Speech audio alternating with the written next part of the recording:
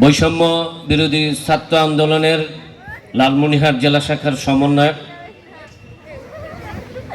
আরও বিশেষ অতিথি হিসাবে উপস্থিত রয়েছেন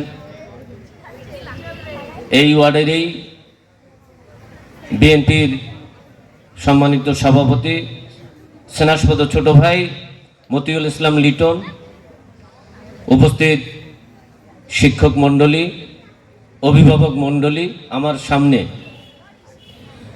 বিদায়ী শিক্ষার্থীরা সহ অত্র বিদ্যালয়ের শিক্ষার্থীরা, আসসালামু আলাইকুম রহমতুল্লাহ। আসলে টান টান উত্তেজনায় কথা বলা আসলে আমিও হারিয়ে ফেলেছি। আজকের এই ভাষার মাস,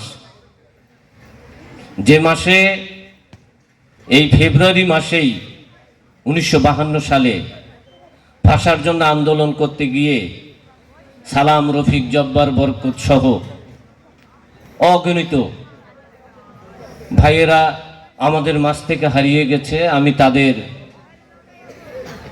শ্রদ্ধা ভরে স্মরণ করছি এবং তাদের আত্মার মাগফিরাত কামনা করছি। পাশাপাশি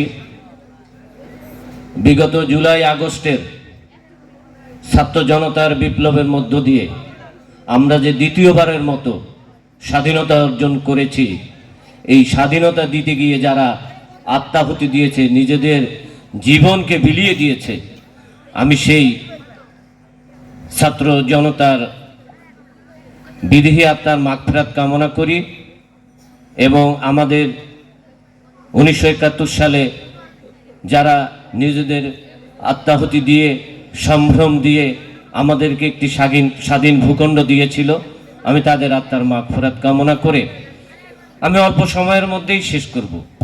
হাদিস শরীফে আছে যে তোমরা যদি বিদ্যা অর্জন করতে যাও এবং অর্জন করতে গিয়ে যদি তোমাদেরকে চীন দেশেও যেতে হয়, তবে সেখানে গিয়ে তোমরা বিদ্যা অর্জন করো।